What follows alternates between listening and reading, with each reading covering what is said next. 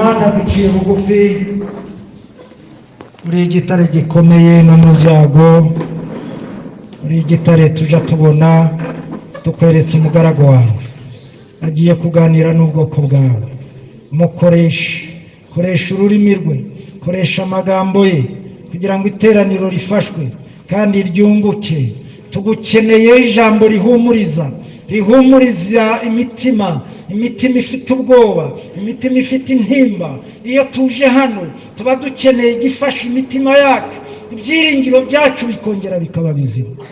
Mukoreshe rero nk'igikoresho cyawe, uvugane n'ubwoko bwawe kandi wiheshe icyubahiro mu izina rya Yesu Kristo, amen. Aleluya, aleluya.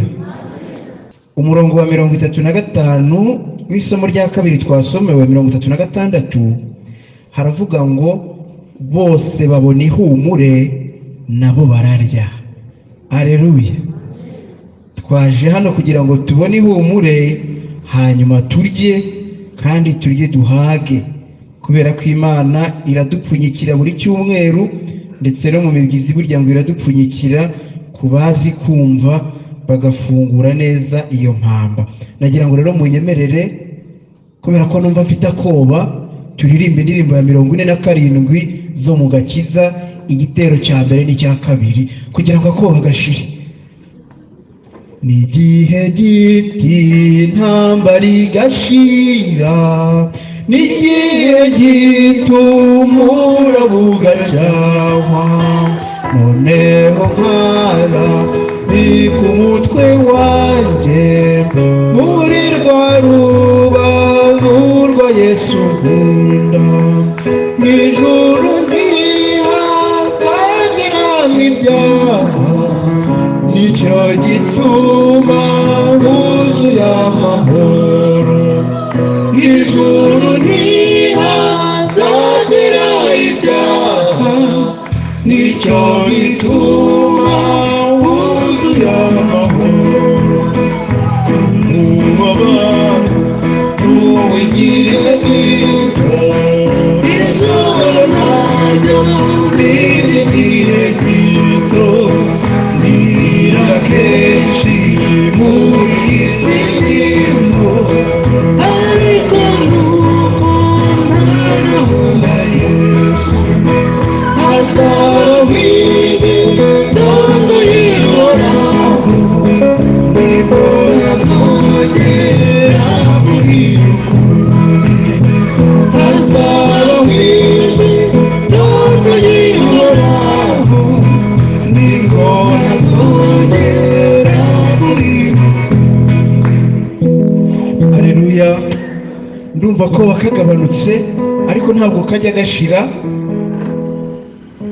Mbabwiza ukuri, maze igihe rwose mvuga ubutumwa, ariko buri gihe iyo ngeze imbere y'ikoraniro numva koba mu ntege, nkumva hari gutitira. Bishatse kuvuga ko ibintu by'Imana ntawe ubimenyera. Ibintu by'Imana niyo mpamvu bidusaba buri gihe guca bugufi tukiyoroshya, kubera yuko ntabwo amagambo aba avugwa hano ari ayacu. Ariko muhumure, ndumva gashize, umenya Imana hari ikiri bupfunyike. Hanyuma iki cyumweru ni icyo guhumurizwa, iki cyumweru ni icyo kurema abandi agatima, iki cyumweru ni icyo kuremana agatima hagati yacu. Amen. Ni ukuvuga ngo igihe cyose umukristo ahagurutse mu rugo akagera mu nzu y'Imana, aba azi ko uko yaje atari ko ari gusubireyo, byanze bikunze. Kuko mu nzu y'Imana dukiriramo, mu nzu y'Imana duhumurizwamo, mu nzu y'Imana turongera tukaba bazima. Amen. Turongera tukaba bashyashya, turongera muri twebwe hakaza kakoba katari ubwoba bwo gutinya kovide, katari ubwoba bwo gutinya ibintu byose biri muri uyu mubiri, ahubwo kakoba kerekana yuko Imana idusumbye kandi iri kumwe natwe. Amen. Ngiyi impamvu tugomba gushima Imana iyo twageze mu nzu y'Imana. Niyo mpamvu aka kanya kugira ngo tuze kumva iryo humure, kuko ntawe utarikenera ntibakabeshe, ntibakababeshye, nta muntu n'umwe uko yaba ameze ate kuri ino si, imyaka yaba afite, udakeneye guhumurizwa. Ntabwo mbeshye.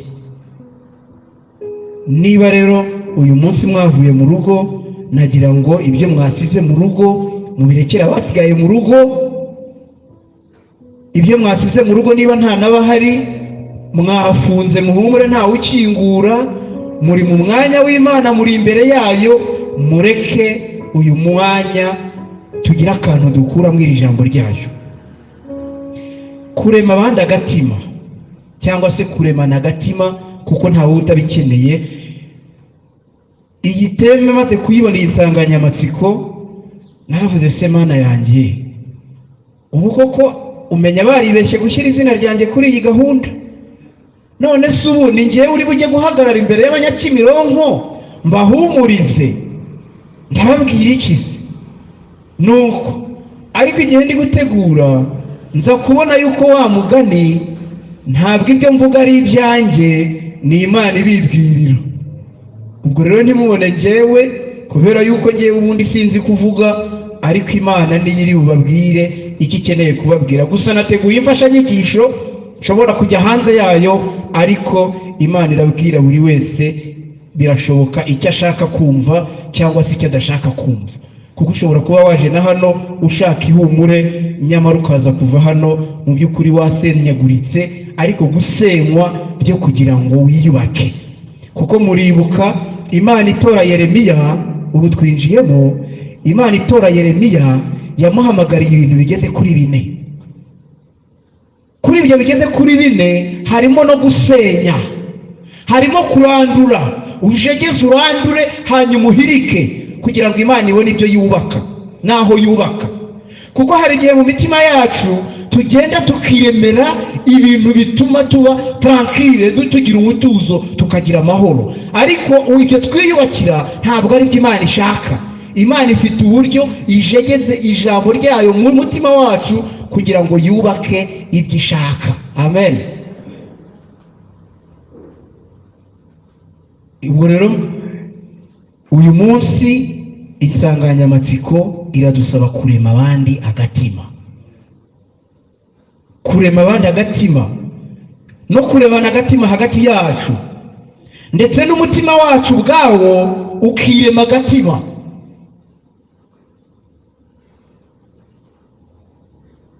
Ndabyibuka ku cyumweru cyabanjirije gishize, Perezida w'Abakristo Imana imuhe umugisha yavuze ijambo, yigishije ikintu n'ubu kitaramva mu mutwe.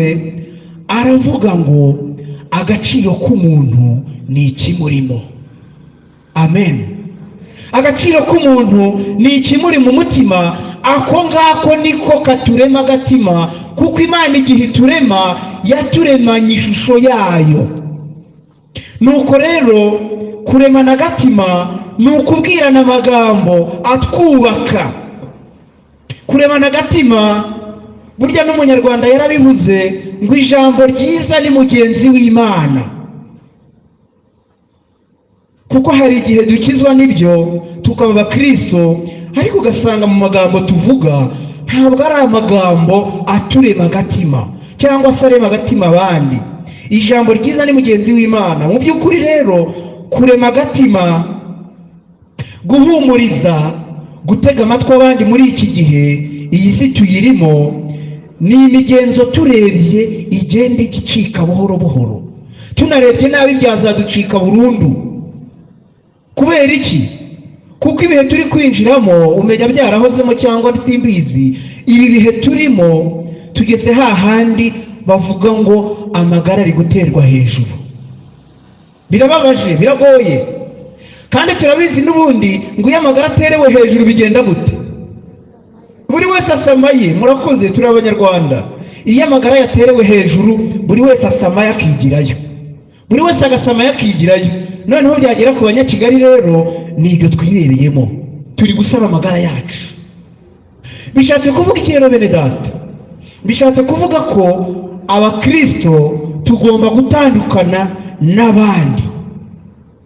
Nibyo koko ubuzima buri mu kirere, ibibazo byabaye byinshi, nandetse twahahamutse kubera kovide n'imibare iri kuboneka ari myinshi. Ejo navuganaga n'umuntu uri kwa muganga ukora ku bitaro hari i Kanombe, yarambwiraga ati mwebwe nuko mutajya mugera kwa muganga ngo murebe, muhageze mwakumirwa mwamenya yuko atari imikino. Bene data, ntabwo turi mu mikino, ibintu birakomeye, amagara ari mu kirere, wagira ngo n'umwuka duhumeka noneho muri ino minsi wandujwe. Ariko se ni ngombwa yuko tugira ubwoba burundu ugasanga twatentebutse? Ndibaza ko atari ko bimeze. Kuko ijambo ry'Imana se ryaba ribereyeho iki? None se nitujya hasi, abadasoma ijambo ry'Imana barabigenza gute? Bavandi, nitujya hasi tugapfa natwe tukarambarara, ubwo abadasoma ijambo ry'Imana mwumva uko bari bumere. Ijambo ry'Imana riraduhumuriza, riratubwira ngo muhumure kuko ndahari kandi naravutsinze. Amen. Kurema abandi agatima ni kimwe mu bintu bitandukanye umukristo n'utari we. Gufata umwanya ugatekereza kuri mugenzi wawe uri mu kaga cyangwa uri mu bibazo, umuntu yakubwira ati narwaye, uti hangane urakira mu izina rya Yesu, ndetse ugatinyuka ukamubwira rya jambo ngo humura, komera. Ni igikorwa cy'urukundo, ni igikorwa cy'urukundo kandi ni iby'igiciro gikomeye, kandi bikaba umwihariko wacu twebwe abasenga. Humura ni ijambo ry'ingenzi. Ijambo ry'Imana rero ritubera indorerwamo idufasha kumenya kwireba, tukareba uko umutima wacu uteye. Ese imbere y'ibyago wifata uti? Ese imbere y'akababaro n'agahinda ubigenza uti? Buri wese wicaye hano uyu mwanya aze kureba. Cyakora abavandimwe, nge naritegereje ndareba nsanga nibyo koko ubushake burahari, gukora ibikorwa by'urukundo birahari, kumenya kubwira abandi ngo mwihangane birahari, ariko nasanze ari urugamba. Ntabwo ari ibintu byizana, ntabwo ari ibintu byizana, kubera cya kibazo navuze mu ntangiriro nyine, iyo amagara aterewe hejuru buri wese arwana no gusamaye. Ukavuga uti reka mbanze niyubake, noneho nimara kwiyubaka ndabona kujya kubwira undi ngo komera, ariko njye ubwanjye niyubatse. Ariko ubwo nabwo ntabwo tuba turi mu byaha, muhumure, kuko na Yesu aravuga ngo uzakunde mugenzi wawe nkawe ubwawe. Waba utikunda se ukajya gukunda abandi? Ntabwo bishoboka. Birasaba ko tubanza rero tukimenya. Ni nayo mpamvu navuga ko agaciro k'umuntu ko ari ikimurimo, tukikunda bihagije, tukikunda nk'uko Imana ibishaka, ariko ntibihinduke uburwayi. Noneho twarangiza tukareba abandi, kubera yuko bavandimwe, umuntu ni nawe atandukanira n'inyamaswa. Inyamaswa ikunda abana bayo gusa. Inka irabyara, ingurube ikabwagura, n'ibibwagura, imbwa ikabwagura, ariko ugasanga ibyana byayo irabyegeranya. Burya wibeshye ugakora ku cyana cyayo, murabizi uko bigenda. Inka nayo wibeshye ugakora ku kanyana kayo, yagutera umugeri uramutse utari umushumba wayo. Bishatse kuvuga ngo hari igihe abantu natwe tugwamo uwo mutego, tugakunda gusa abo tuva indimwe, tugakunda gusa abana bacu. Mwari muzi ko ibyo tutazabihemberwa? Bisaba ko wisohokamo ukamenya ko hariya hari undi muntu, ukaba wamubwira uti komera, komeza urugendo. Reka rero twe gutinda muri iyi introduction, ahubwo mu nkundire twinjire mu ijambo ry'Imana, kubera yuko umuntu yavuga byinshi hanze y'ijambo ryayo, cyane cyane iyo byaryoshye, ariko mureke twinjire mu ijambo ry'Imana turizirikaneho, kubera ko nicyo cyatuzinduye muri iki gitondo. Igice cya mbere cy'inyigisho nakise nanjye ngo umwaka wo guharirana. Ni igice cya 15 twasomewe mu Gutegeka kwa kabiri. Umwaka wa 7 ni umwaka wo guhara imyenda. Imana yacu ishaka yuko duhora tuzirikana ijambo ryayo. muzajye mureba impamvu Imana ishaka yuko dutekereza abandi, aba ari ukugira ngo tutihugiraho twebwe ubwacu, ahubwo tugafunguka tukareba abandi. Twasomye twumva ibyo Imana ivuga ngo uko imyaka 7 ishize uzajya ugira ibyo uhara. Abayisiraheli bari bafite uburyo bagahinga, ariko umwaka wa 7 wagera bagasarura bakajya bagira ibyo basigamo, kugira ngo nihaza kugera umuntu ushoje aze kujya muri uwo murima abone icyo nawe yarya. Ryari itegeko ry'Imana. Ariko ikintu cyanshimishije hano nuko mu gusoma rino jambo ry'Imana muri igitabo cyo gutegeka kwa 2, muri aya mabwiriza ajyanwe n'itegeko n'umwaka wa 7, ijambo ry'Imana dusanga ko ari ubuzima, kuko Imana yinjira mu buzima busanzwe. Murebe namwe Imana yinjira mu madeni. Ubu hano wasanga hari abantu benshi, niba atari twese, amadeni yaruhije umutwe ubarya. Covid ikaza yasanga ufite ikibazo cy'amadeni, noneho ikaza ikaguhuhura ukaremba, bakujyana kwa muganga bati erega turabona ugomba kuruhuka, ubundi ugende wirira ibiboga n'imbuto, hanyuma mwe n'ibintu bishyushye bya tangawizi, ugategereza ko baguha kanini ka Covid ugaheba, kandi ari wa munaniro Covid yafatiyeho. Bavandi, muzi ko Imana yinjira no mu madeni. Niba hari uwananijwe n'amadeni, ahumure, Imana ifite ukuntu ibigenza. Amen. Ifite ukuntu ibigenza, ikagenda igakora kuri wa wundi ubereyemo ideni, iti nyamuneka uyu munsi ndakwibuka ko hari umwaka wo guhara, kugira ngo tumenye guharirana. Noneho ukajya kubona ukabona wa wundi ufite iyi deni afashe telefone ati aro uraho ufite, yewe humura ntuhangayike, iyi rya deni rwose humura sindi kubaraho, ugende buhoro buhoro, kandi rega buri bishatse waryishyira buhoro buhoro. Noneho warangiza ukicara utari ko Imana urakomeye koko, no mu madeni yinjiramo, naho ikomerera. Niba ugira ngo ndabeshya, nugera mu rugo uze gusoma Zaburi 139, aho ntabwo ivuga ideni, ariko ivuga yuko ituzi twese kurusha uko twiyizi. Iyo Mana dusenga, amen. Ngo niyo turyamye, ngo niyo duhagaze, aho wajya hose Imana muri kumwe. Burya ngo niyo usinziriye, niyo imenye isaha uri bwicurireho, ubundi ukajya ukarota, warangiza wabyuka ngo ndakomeye. Ukomeye iki ko ari Imana yakurinze? Rero Imana yacu irakomeye, kandi ibi byanshimishije. Rero nk'uko nabivugaga, hanze aha hari abantu benshi bahangayikishijwe n'amadeni, bataye umutwe. Ariko iby'amadeni ntabwo ari iby'ab'iki gihe gusa, kuko no mu gihe cy'Abayisiraheli byahozeho, no mu gihe cya Yesu byahozeho. Abantu bakaguza abandi, kwishyura bikabananira, atari uko babuze ubushake, ahubwo kubera yuko babuze uburyo.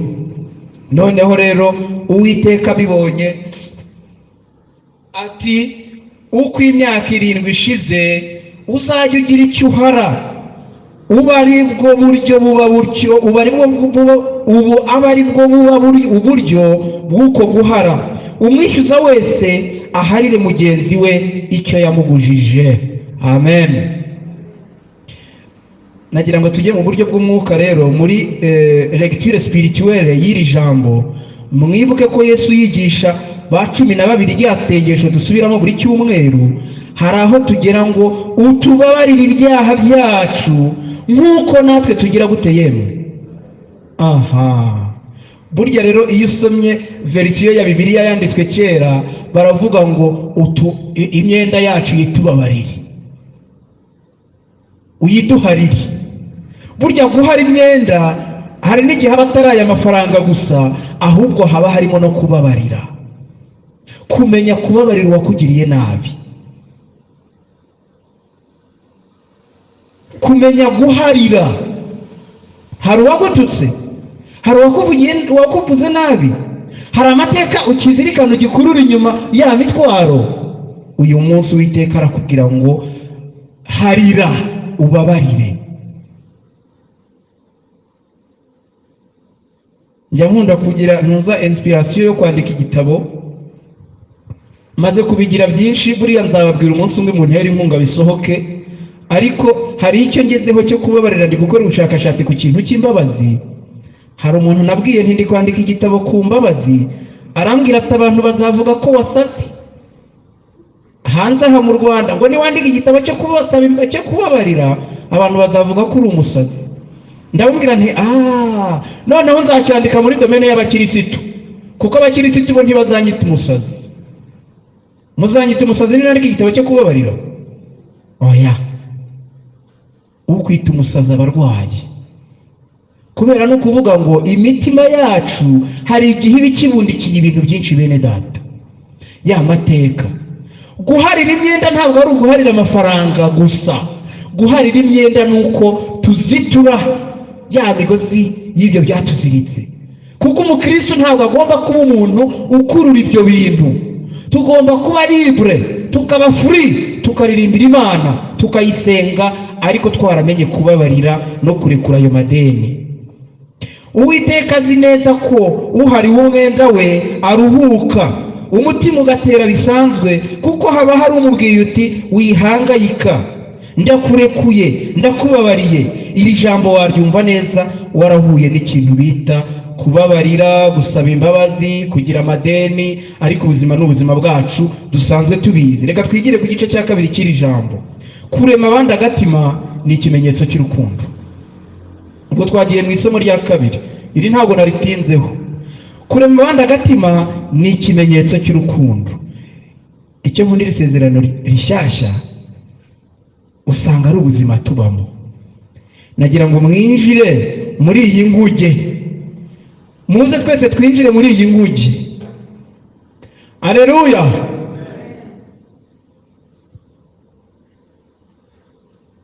Twinjiye muri iyi nguge, Pawulo arimo ni imfungwa, ari kumwe n'izindi mfungwa, harimo n'abasirikare, harimo n'abasare, harimo bari bacungagereza, mwabyumvise.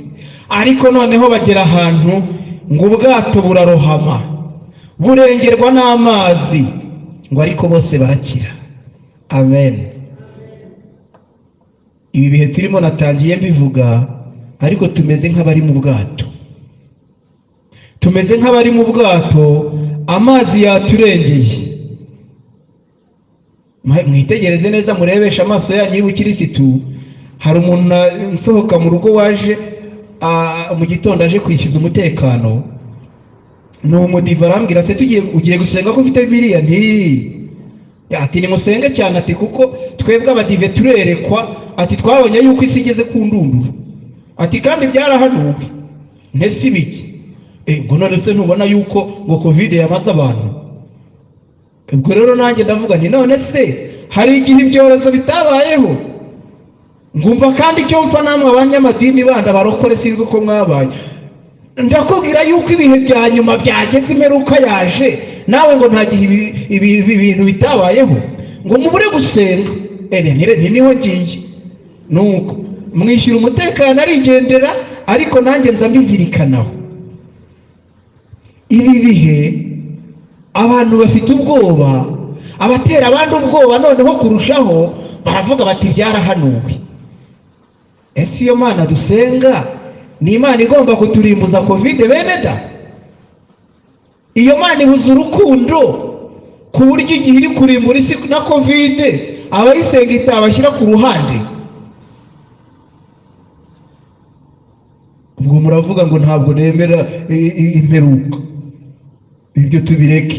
Ariko icyo nshaka kuvuga ni iki? Nuko natwe dufite ubwoba nk'abari muri bwa bwato. Hari abo kurya byananiye kubera covid.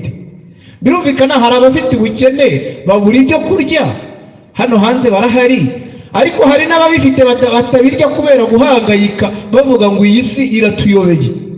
Mwe murumva iyi si bimeze bite? Wagira ngo natwe turi mu bwato. Ubwato rero bushushanya iyi si n'ibibazo byayo. Pawulo ari hasi aho munsi y'amazi, abantu bahangayitse no kurya byabananiye ngo iminsi ngo ibaye 14. Pawulo arabinginga ngo barye. Uyu munsi ni uwa 14. Mutegereza mutarya, bategereje iki? Bategereje gukira. Ngo ariko ni mucyo, nicyo gitumye mbinginga ngo murye, kuko ari byo biri bubakize, kandi hatagira agasatsi kamwe gapfuka ku mitwe yanyu. Amen. Burya abahanuzi rero barahanura ngo kugera ku munota wa nyuma. Ngewe iyo ndebye ishusho y'abahanuzi n'ukuntu bateye, murebe Pawulo ni imfungwa, ariko nubwo ngubwo ari kurema abandi agatima akabahanurira, akababwira ko nta n'agasatsi kari buve ku mutwe wabo. Abahanuzi njya nkunda kubagereranya na ya hene batwara bagiye kubaga, ikagenda ishokora yo igashokora no kwikoma bari buyibageho. Ari mu ndiba y'amazi, ariko ati nimwihangane murye, kubera ko nta gasatsi na kamwe kari buve ku mitwe yanyu. Amen. Ngubwo ubuhanuzi bw'uyu munsi. Nta gasatsi na kamwe kazava ku mutwe w'uwizera Uwiteka, kuko Uwiteka ari kumwe natwe. Nibyo ibi bihe birakomeye, ariko nimwihangane namwe murye. Nimwihangane murye, mwihangane musome ijambo ry'Imana, mwihangane musenge, kubera yuko mushobora kwibwira yuko biri kugenda neza, ugasanga ejo bundi tugumye mu rugo. Simbyifuza, ariko se bije twakumva ko isi yari indimutse? Oya, naho mu rugo tuhasomere Bibiliya, turye ibyo biryo by'umwuka, nibyo bizatuma dukomeza urugendo bene data. Ijambo ry'Imana turabona uburyo bamerewe nabi muri ubu buzima. Ya miraba myinshi duhura nayo tugira ngo biturangiriyeho, ariko burya igitangaje ni uko tubyitwaramo mu buryo butandukanye. Hari aho duturanye hirya no hino, ndi kugenda ndeba ku isaha, hari abo duturanye hirya no hino ukabona uburyo babuze uko babyifatamo, ukabona abantu bahahamutse, batinye guma mu rugo, bari kwibaza bati none se mwoka byara mwe nidusubiramo biragenda gute? Abandi barahaha gusiganwa, batabana ejo bundi nibasubira mu rugo n'ubundi turaguma mu rugo, aho kugira ngo basenge bavuge bati Mana dufashe iyi mibare igabanuke, ubwoba bwatwishe. Icyo dukeneye rero muri iki gihe nta kindi, ni uguhumurizanya. Ubwo rero ijambo ry'Imana uyu munsi riraduhumuriza ngo humura, dukomerane kubera yuko Imana yaturemye niyizi icyo tuzaba cyo. Amen. Njya nkunda gutinda ku ijambo rivuga ngo erega burya nta kibaho na kimwe Imana itakizi. Nta kibaho na kimwe kuri ino si, nta kikubaho na kimwe Uwiteka atakizi. Amen. Ubwo rero niba uhangayitse, niba uri bukira ijambo ngo nta kintu na kimwe kibaho Imana itakizi, urahangayika se ngo uhindure umusatsi wawe umweru? Siko Yesu yavuze. Urahangayika se ngo niba uruhara ruri buze umusatsi ushaka uwusubizeho? Ntabwo bishoboka. Yewe na wa wundi wavuyeho ntushobora kuwusubizaho, ibyo nabyo ntibishoboka. Urahangayika se aho wavukiye wahahisemo? Urahangayika se ngo urarye iki?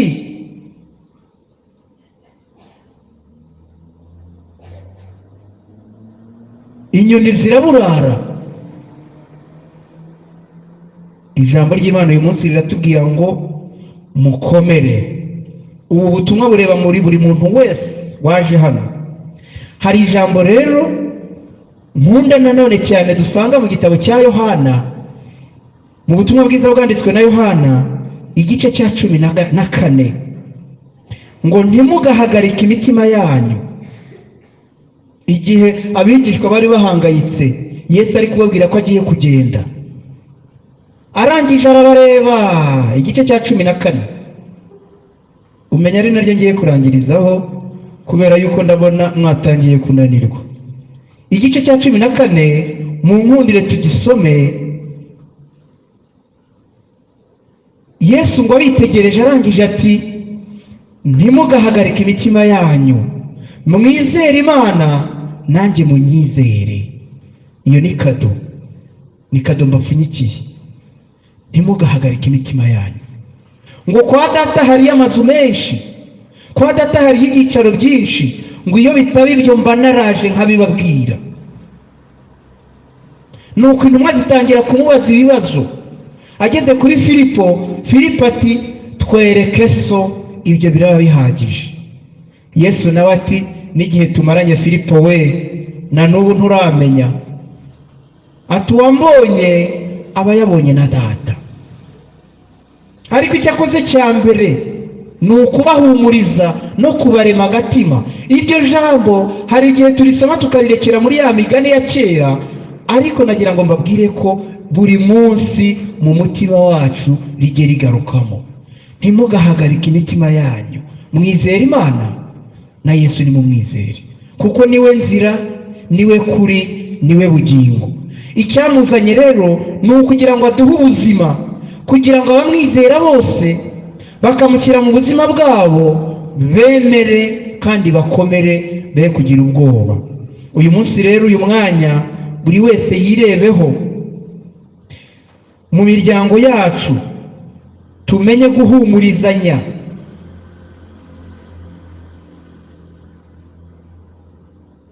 Abashakanye muhumurizanye. Muzi ko dusezerana tugasezerana guterana inkunga, gufashanya. Ese ahubwo ugihumuriza uwo mwashakanye iyo yagize ubwoba, uti humura, wihumura ukamurema agatima. Maze igihe kirekire, maze iminsi ndimo meze nk'umuntu uri gucika intege mu isengesho. Hanyuma umudamu aranyegera arambwira ati ariko ko mbona mu by'ukuri utari tayari, usigaye noneho uryama udasenze. None se mbigire ne ko numva nabirambiwe. Hari igihe tubirambirwa bene data. Arangije arambwira ati humura. Ndaseka ndamubwira nturangije ubutumwa bwawe, kubera yuko ni icyo nyine abereye iruhande rwanjye. Ni icyo ngicyo abashakanye tubereyeho, kumenya kubwira uwo mwashakanye uti humura, wari uzi ko Imana ikuzi. Hari igihe ducika intege, hari igihe abashumba bavuga ubutumwa, abaririmba bagira gute, yumva birambiwe ati igihe nahereye. Ariko nibura wagera mu rugo uwo mwashakanye ati humura, komera. Ese ababyeyi mwebwe impuhwe murazifite zo guhumuriza abana? Ese urubyiruko mumenya guhumuriza ababyeyi? Burya nabyo barabikeneye. Dore hari ikibazo kuri iki gihe, abantu benshi bihaye urubyiruko ngo urubyiruko ruri kunanirana. Ariko se wowe musore uri hano, umenya guhumuriza mama wawe uti humura sinananiranye mama? Umenya guhumuriza papa wawe uti humura ntabwo nzananirana, ukamurema agatima? Ijambo ry'Imana nicyo riri kuvuga, kumenya guhumurizanya. Ese turemana agatima dute ko ijya kurisha ihera ku rugo?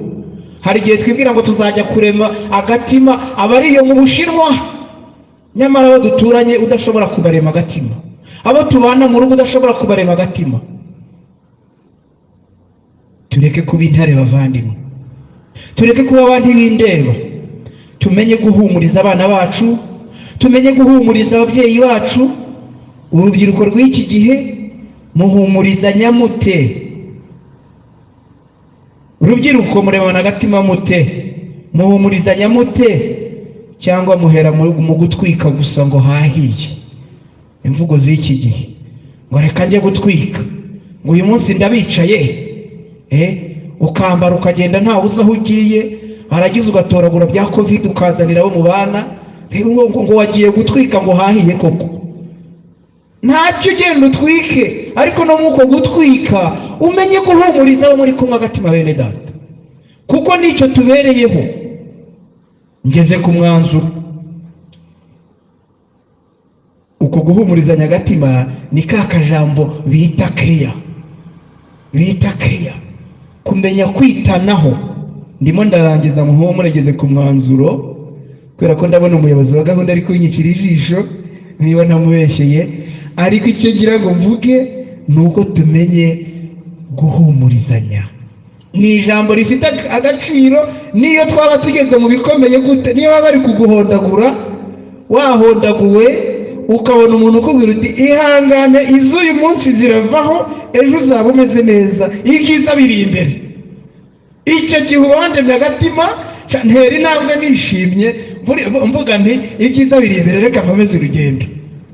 Iryo jambo rirakomeye cyane. Umwanzuro rero, hari ijambo nanditse hano ngo ndarisobanura.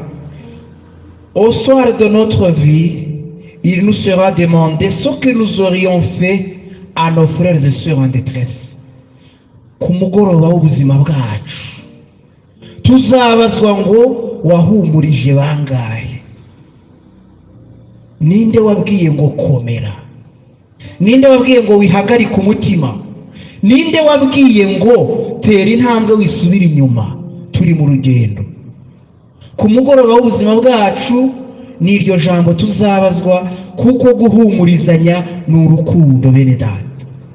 Uwo ni Matayo 25 igice cya 25, aho Imana izatubaza iti wamariye icyo abandi. Ingenzi nzagenda mvuga ntuyu munsi ku itariki 27 wa Mana we nahagaze hano mbwira abakristo bawe ngo nibahumure, ariko se wowe nawe ngwino hano ubabwire ngo humura. Ariko mbere na mbere iryo humure ni nabyo natinzeho, twibuke ko ritangirira mu mitima yacu.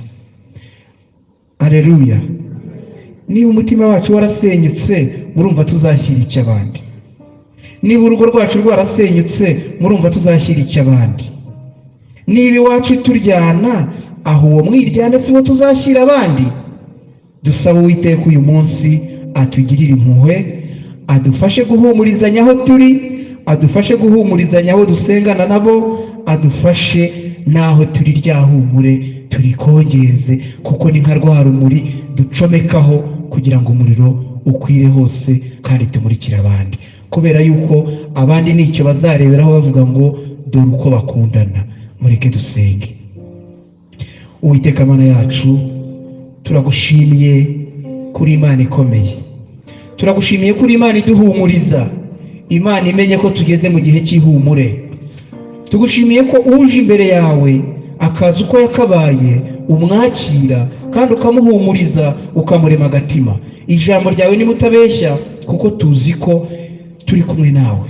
Ngwino uyu mwanya rero uhumurize umutima wa buri wese, uduhe gukomera muri bino bihe, kandi uturinde ubwoba, kuko ubwoba ni umutego wa Sekibi, kandi tuzi ko wamutsinze uyu munsi n'iteka ryose. Tubisabye twizeye ku bwa Yesu Kristo umwami wacu. Amen. Amen. Haleluya, haleluya. Katwongera Imana amashyi kubw'ijambo ryayo n'umukozi wayo bikoresheje. Amen. Biriho none biracyariho ibyatuma tuzi imbere nuko twaba tunyura muri geragezo, hari byinshi byatuma dushima. Nimuze nshuti dufatanye tubyumve kimwe birakwiye, ibibazo byose twibaza mu mitima Imana ibifitiye ibisubizo. Haleluya, haleluya. Ibibazo duhura nabyo, Covid Imana ifitiye igisubizo, ubupfubyi Imana ibifitiye ibisubizo, ubupfakazi Imana ifitiye igisubizo, intambara Imana zifitiye igisubizo. Icyo dusabwa ni kimwe, azajya mu ijuru. Hallelujah.